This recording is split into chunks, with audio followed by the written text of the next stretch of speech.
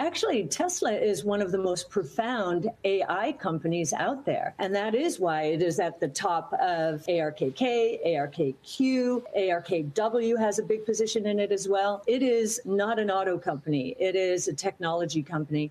And autonomous taxi platforms, we believe, are the biggest opportunity in the next 5 to 10 years out there around artificial intelligence. So just to give you a sense of that, Tesla right now, its gross margins are in the 25% range. That's electric vehicles. We think they're going up from there. But autonomous is a SaaS model.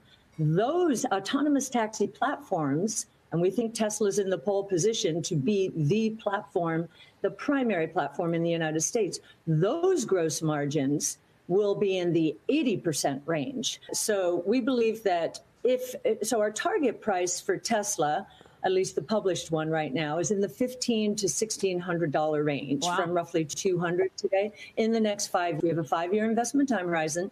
And we believe that a third of that, roughly, will come just from the electric vehicle scaling. I mean, we're in the sweet spot of the S-curve for EVs now. The rest of it will come from AI. And we think, those looking for killer apps, that's probably the biggest killer app out there globally. Electric vehicle sales, I think, were up 62%, although they may have revised that by the final version of this.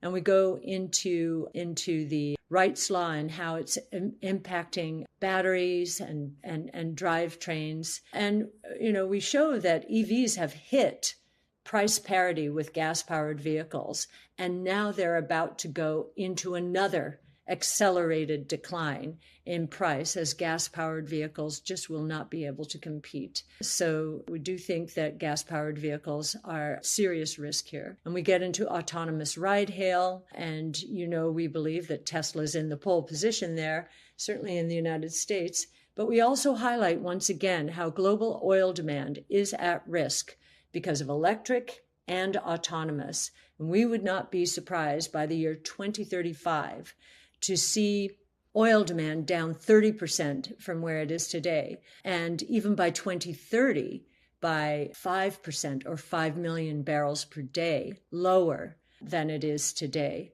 So, and we also believe that auto sales may have peaked in 2017, that ride-hail, both human-driven and that soon autonomous, are going to continue driving down the demand for autos because the capacity utilization associated with ride-hail vehicles is so much higher than personally driven vehicles. And then we go into autonomous logistics and how drones are going to collapse the cost of the delivery cost of local small items down by 22-fold from $5.40 to 25 cents. And that's per delivery. Now, this will be at scale. That's not how low the price will be to start. In fact, the umbrella price is that $5 price from traditional delivery.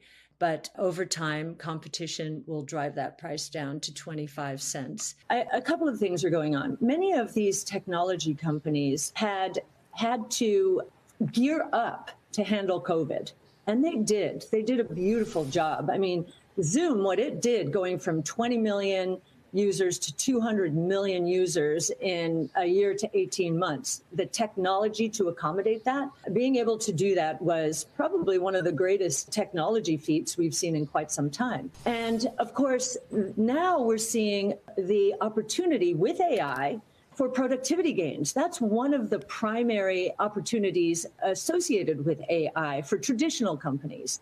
And so we think companies need to increase their productivity, and maybe they went a little bit too far hiring as they were trying to address all the needs that COVID presented. So we don't think this is the technology sector, in some kind of disarray or sunsetting in some way. Quite the opposite. We think they're harnessing new AI tools and other technologies to increase productivity and provide new products and services. We have launched in partnership with Titan, the ARC Venture Fund. Titan is it's a social distribution app, again, stirring up a little bit of change in the VC world For a minimum of $500, an individual can have access to some of the most, what we believe are the most important emerging companies in the world. You can find them in our ARK Venture Fund, both on our site at ARK-Funds and on Titan, of course. And so $500 minimum, quarterly liquidity up to 5% NAV.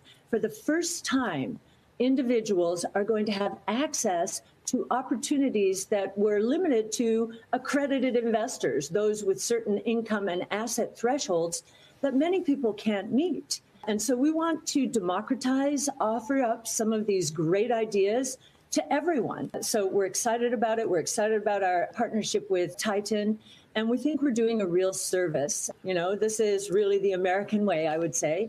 And then the other thing we're doing is we've launched in partnership with Eaglebrook 2 SMAs, one a cryptocurrency SMA, separately managed account, and another a crypto asset, because we believe this new asset class is going to be incredibly important in terms of transforming the world, but also diversifying portfolios. As I mentioned, I think the bond market is seeing something a little different from what the Fed and maybe what we're seeing from food prices and so forth. If you look at gold, the gold price, which I think is a very important price in terms of people flocking to it for inflation hedge. It peaked way back in August of 2020 and is a leading indicator. I think the biggest reason is interest rates coming down, inflation coming down, because the terrible performance in growth and innovation-based strategies over the last 18 months had been a function of expectations that interest rates and inflation would continue to rise and that we were stuck in a 70s style inflation. We are not. I think the bond market is beginning to lead the Fed. And yes, I do think we're not going to go straight up, of course. We don't want to go straight up. We want this to be much more deliberative in terms of investing. So yes. And new NASDAQ, this is an expression we've been using. We were trying to communicate last year, hey, our portfolios do not include the stocks in the NASDAQ for the most part, except for Tesla, perhaps. And, you know, the world is changing incredibly quickly here. And we're seeing this with AI, of course, all of the news around ChatGPT that's captured the public's imagination, captured business imagination. It's happening very quickly. And our portfolios are very focused on the future. The NASDAQ and other broad-based benchmarks are much more traditional. They are really the names at the top of those portfolios are the companies that have really done incredibly well over the years. But we think many of them will be disrupted. And we're seeing already questions about Google and search, and could Microsoft Bing disrupt Google? This was the former disruptor when it came to advertising and media.